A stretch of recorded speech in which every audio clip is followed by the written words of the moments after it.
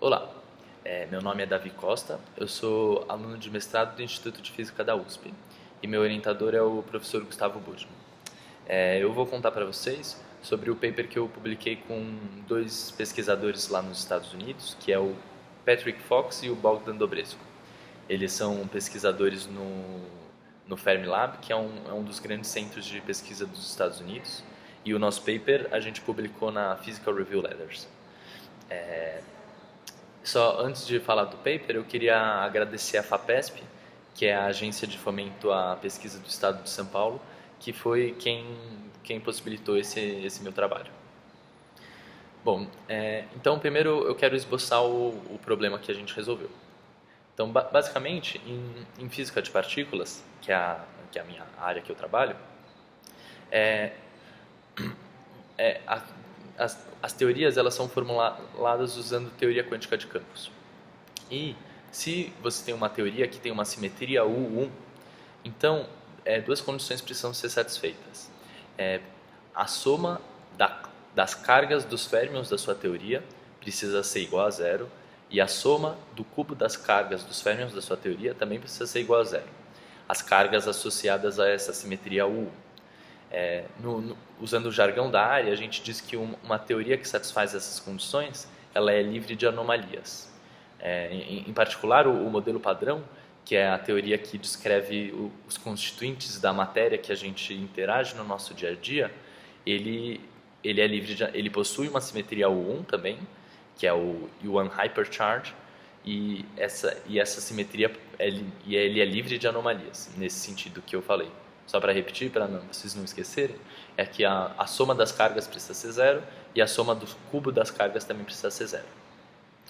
Bom, um outro problema quando você tem uma simetria U1 numa teoria é que a altas energias a sua teoria ela quebra por causa de uma coisa que se chama polo de Landau. E uma possibilidade para resolver esse problema é que uma teoria que a baixas energias apresenta um 1, a altas energias você vai ter um grupo de simetrias maior no qual a sua teoria está dentro. Então, e esse outro grupo de simetrias ele não vai apresentar esse polo de Landau. Essa é uma possibilidade. Mas para que isso seja possível, você precisa que as cargas do 1 a baixas energias sejam comensuráveis entre si. Então, elas não podem ser números irracionais. O modelo padrão, como eu já falei, que ele tem uma simetria 1, ele é livre de anomalias, e além disso, as cargas são todas números racionais. Só um último ponto é que eu estou falando cargas racionais, mas na verdade existe uma arbitrariedade na definição das cargas, porque o que é realmente físico e observável é uma combinação entre o produto entre a carga e o acoplamento de gauge. É isso que aparece em previsões teóricas que você pode fazer usando a sua teoria. Então, se você tem uma coleção de cargas que são racionais, você pode sempre fazer com que essa coleção seja inteira, números inteiros, passando o denominador, multiplicando todas elas pelo maior divisor. Assim. Se você tem várias frações, você multiplica pelo maior divisor comum e todas elas vão virar inteiras.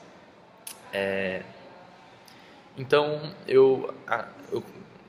esse é o esboço do problema. Então, para você ter uma teoria com uma simetria U1, você precisa que essas duas equações sejam satisfeitas.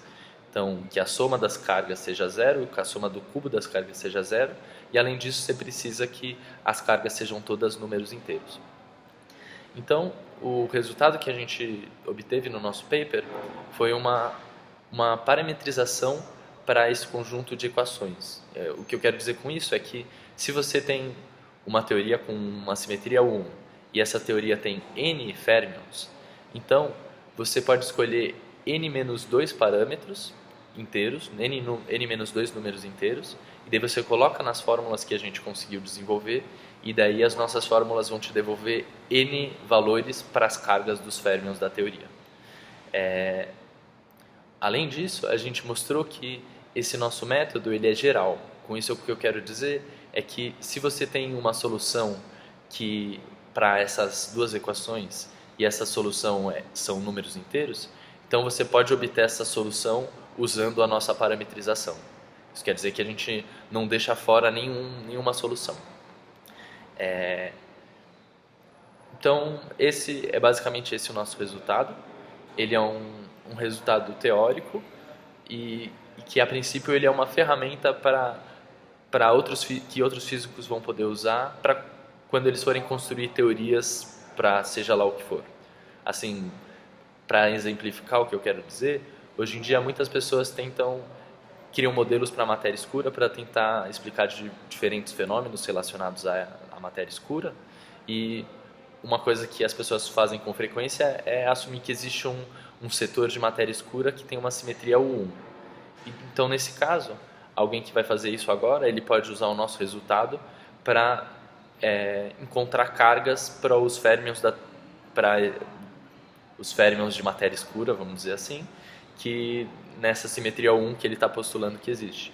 E isso pode ser útil para ele explorar a fenomenologia de uma forma mais rigorosa, porque ele vai ter aí um conjunto que é livre de anomalias e, enfim, ele tem ali valores explícitos para as cargas dele, seja lá que número de férmions ele queira. Ele pode querer fazer um setor de matéria escura com 10 férmions, ou com 20, ou com, sei lá, ou 5, enfim.